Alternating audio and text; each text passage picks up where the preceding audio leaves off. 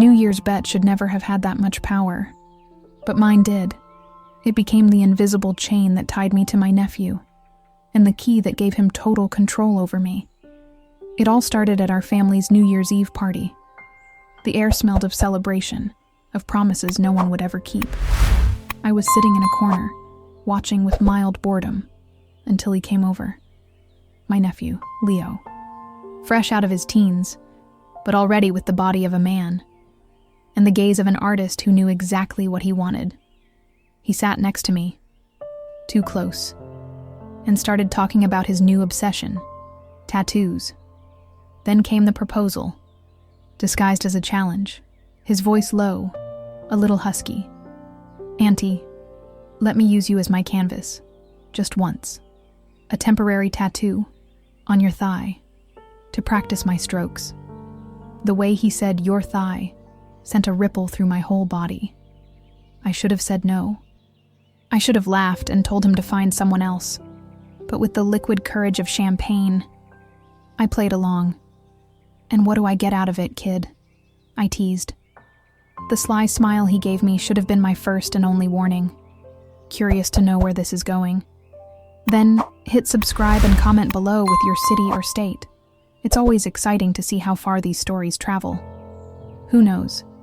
Maybe the next one won't be too different from something that happened where you live. The truth is, Leo hadn't been just my sister's son for a while. I'd watched him grow up, but somewhere along the way, the change had been drastic. The skinny, awkward boy had become a young man with broad shoulders and a posture that radiated confidence. Almost artistic, almost dangerous. He carried the smell of ink and ambition, a combination I secretly found fascinating. He wasn't the kind of guy who showed off. His strength was in his silence, the way he studied the world before deciding to interact with it. His dark brown eyes didn't just see. They analyzed, dismantled, understood. And when those eyes fixed on me, I felt like he was reading chapters of my life I had locked away. It was unsettling, and I admit, thrilling. That transformation is what made the bet so dangerous. It wasn't a joke with a kid. It was a pact with a man who seemed to understand more about desire than I did. He had a precocious maturity, an intensity that made other guys his age look like schoolboys. There was an old soul in him, an instinctive knowledge of power and persuasion. That night when he challenged me, it wasn't a nephew asking for a favor.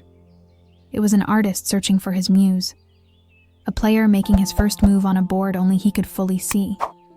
And me, blinded by curiosity and by vanity, I accepted the invitation to play without ever asking what the rules were. We worked out the details right there, between champagne toasts and midnight hugs. Discretion was part of the thrill. It would happen at my apartment the following weekend. No one needed to know. It would be our little secret, an innocent adventure to break the monotony of January. At least, that's what I kept telling myself, to justify the way my heart raced. He explained everything with a calm professionalism. He'd use a special imported henna ink, he said, one that would last a few weeks before fading without a trace. Completely safe for the skin. He even showed me photos of his practice work on fruit and synthetic leather. The precision of his lines was impressive, and it gave me a false sense of security. The choice of placement was his. "The thigh is the perfect canvas," he said, voice low enough for only me to hear. "It's a part of the body that keeps secrets, hidden from everyone else, intimate. It gives the art meaning."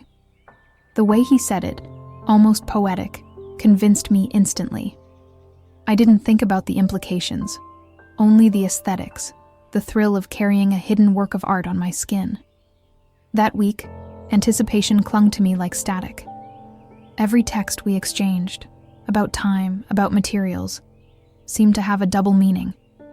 I felt like a teenager about to do something forbidden. It was a feeling I hadn't had in years.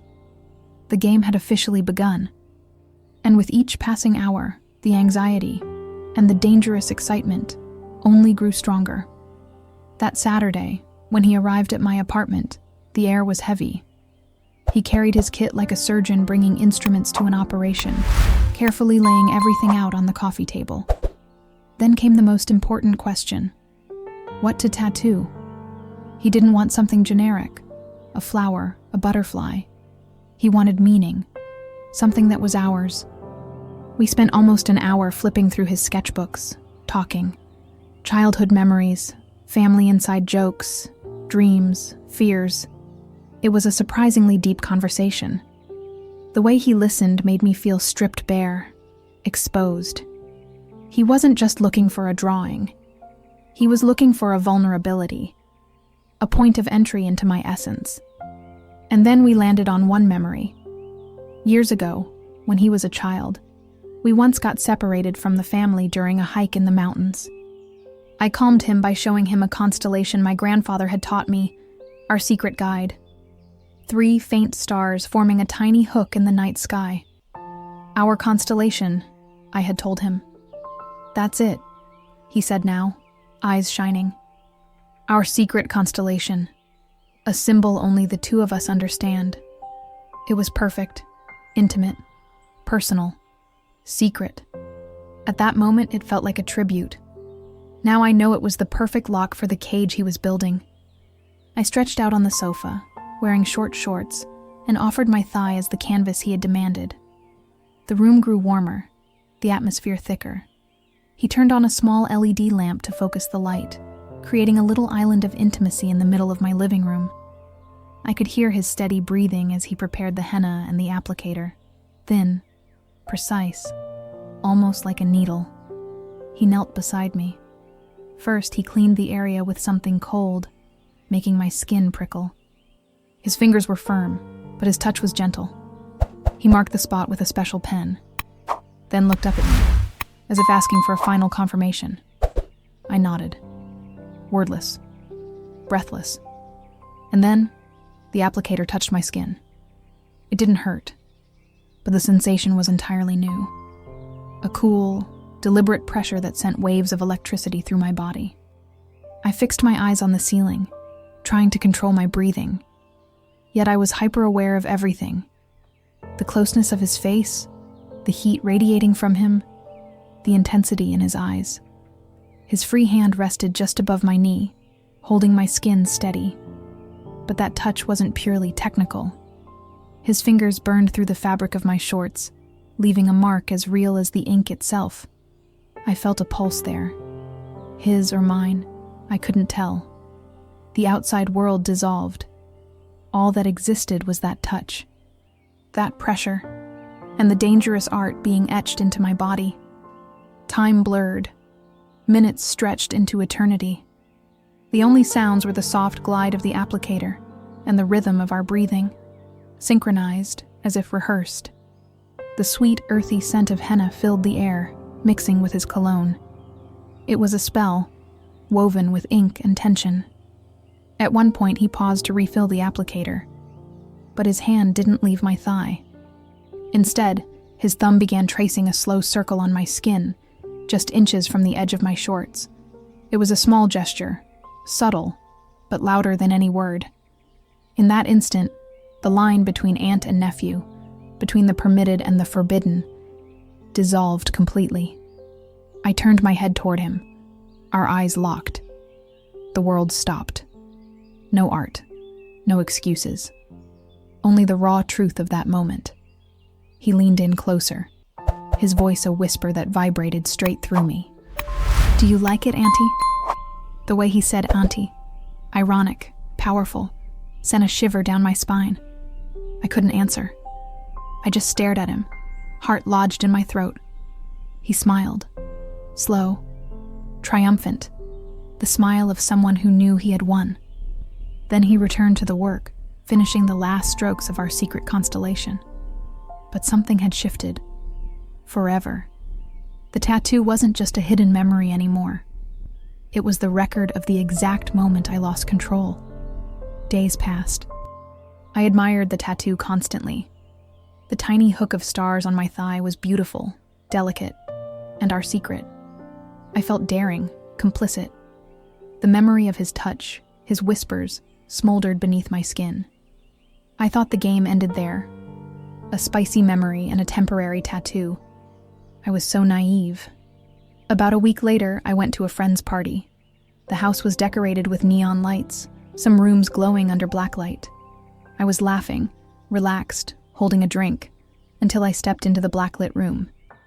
And the light hit my leg. At first, I saw the constellation, faint and brown, just like normal. But then, something else. Lines appeared. Invisible ink, glowing under the UV light connecting the stars, forming words. My blood froze.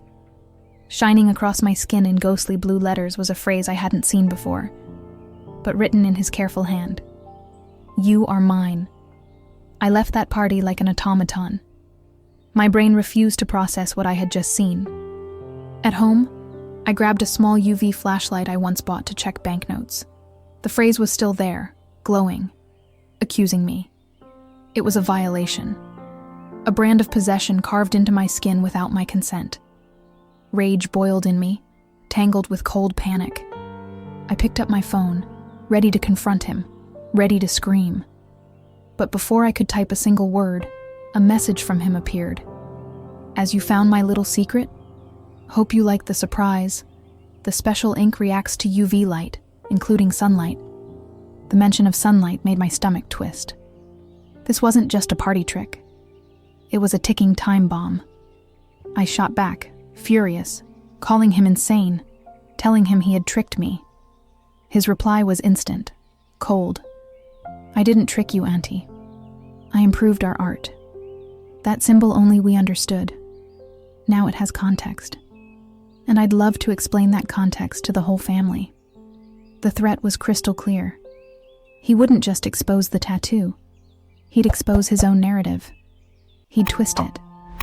Tell them about the touches, the whispers, the tension. Turn me into the villain, an inappropriate aunt who seduced him. And the glowing phrase, "You are mine," would be his irrefutable proof. I was trapped. The first demand came 2 days later. It was a Wednesday afternoon.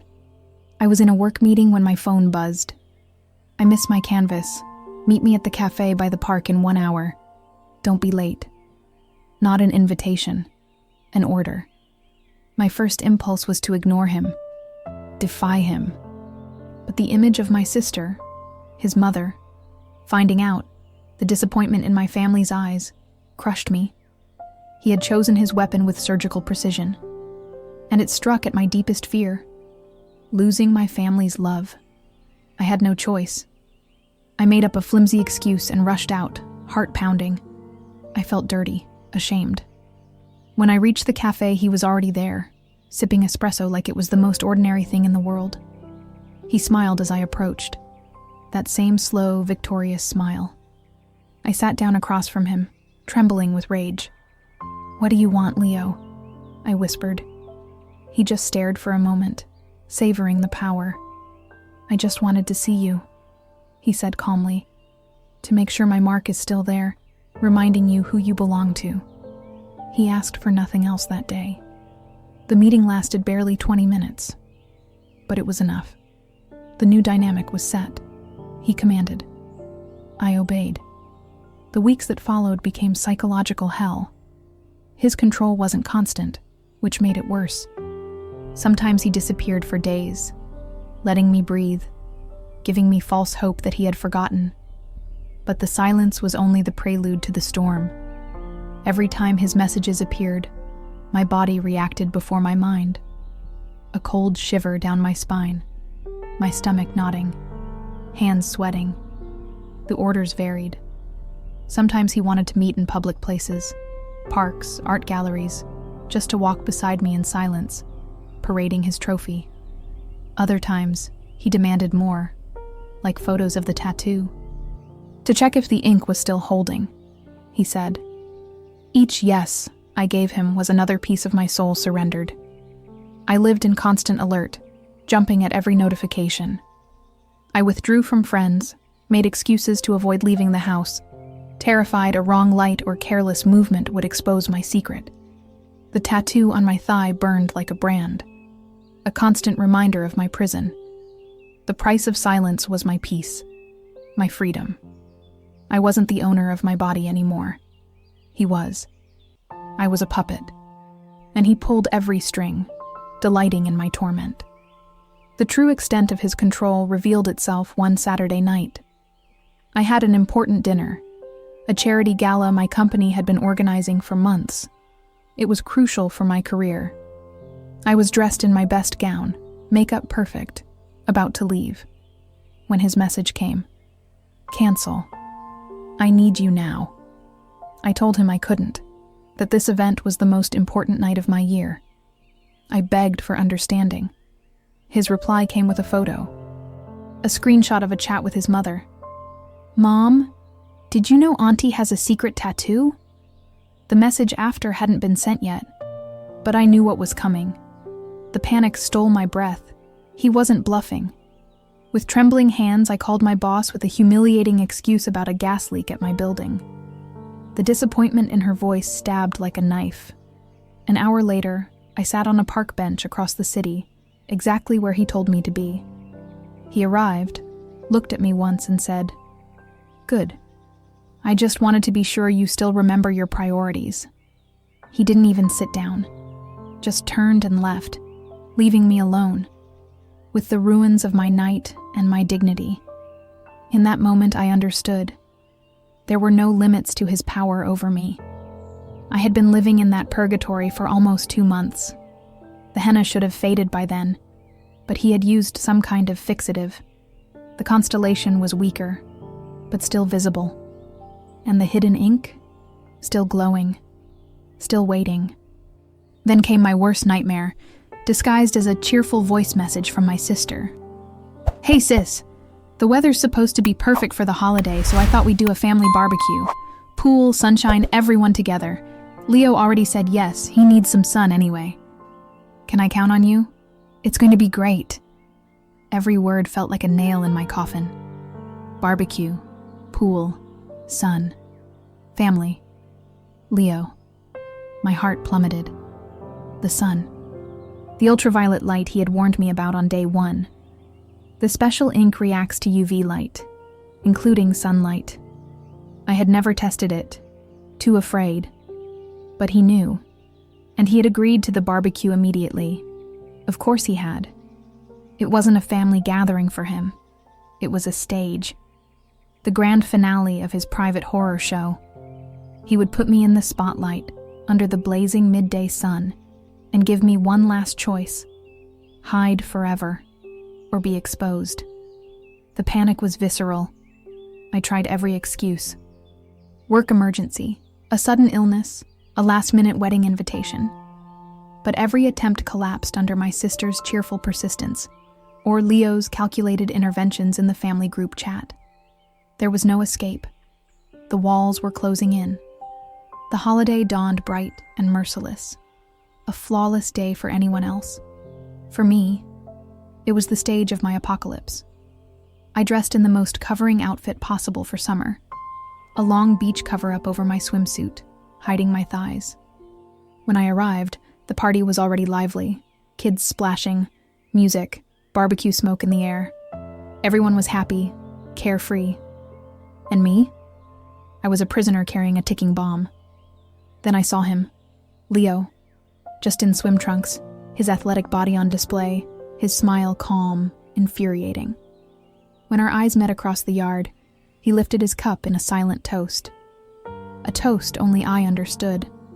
A toast to my execution. I sat in the farthest chair from the pool, clinging to the shade, tugging my cover up lower and lower. But my sister soon approached.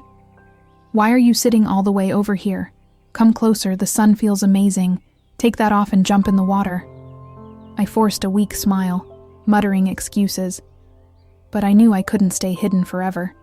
The pressure was mounting. "Come on, Auntie! The water's great!"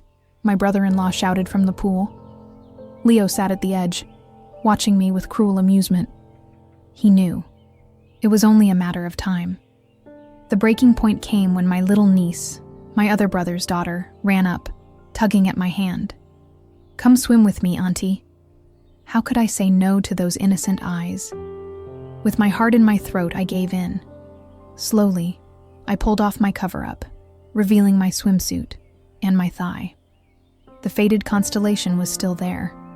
I crept toward the pool, keeping to the shade as much as possible, planning to slip underwater quickly and keep my legs hidden. But Leo was smarter. Just as I stepped down the pool ladder, he stood, grinned, and with a playful shove sent me tumbling into the water. Everyone laughed at the joke. But when I surfaced, gasping, the noonday sun hit my wet skin full force. And there it was. The phrase, glowing. "You are mine." My sister saw it first. Standing at the edge, her eyes widened. "Wow, what is that on your thigh? It looks like it's glowing." My blood turned to ice. Dozens of eyes followed hers, all fixed on me, on the words burning against my skin. Confusion spread across my family's faces. And then, Leo's voice. Light, innocent, poisonous. It didn't smear. It's a special effect from the ink. I did it. It's our little secret, isn't it, Auntie? The way he lingered on our little secret made every head swivel between him and me, and something inside me broke. The fear, the humiliation, the submission, all of it evaporated, replaced by ice-cold rage. I climbed out of the pool, wrapped a towel around myself, and walked straight toward him. My voice was steady, loud enough for everyone to hear. "No, Leo, it's not our little secret. It's your blackmail." The smile vanished from his face. "It's the mark you used to control me for 2 months," I continued, voice sharp, unwavering. "The threat you held over me to force me into your games. The game is over, Leo. And now, you're going to explain to your mother and to this entire family exactly what those words mean." The explosion that followed was inevitable. My sister's face drained of color as she stared at her son, demanding answers. Leo stammered, tried to deny, to call me crazy, to twist it all into lies. But the evidence was glowing on my skin, undeniable. And the calm in my voice, the firmness of my accusation, against his growing panic, made it clear who was telling the truth. The party ended in chaos. Inside, we had the most painful conversation of our lives. I didn't hold back. I told them everything. The bet, the touches, the whispers, the hidden phrase, the orders, the threats. Every word lifted a weight off my chest. Exposing the secret was terrifying, but also the most liberating act of my life. By speaking the truth, I wasn't giving him power anymore. I was taking it back. The consequences were brutal. My sister's relationship with her son shattered. Leo was forced into therapy and into distance. The family dynamic was changed forever. There were tears, anger, shame, but also truth. The tattoo faded from my skin weeks later, but the lesson stayed etched on my soul. Power isn't something someone takes from you. It's something you hand over. And the only way to disarm someone who uses your secret as a weapon is to shine a light on it. The truth may hurt, but the freedom it brings is priceless. And today, finally, I belong to no one but myself. This was my story. Complicated, painful, real. What about you? What do you think of the decision I made? Comment below. I'd love to hear your thoughts. And if you enjoy stories of survival and reclaiming power, don't forget to subscribe.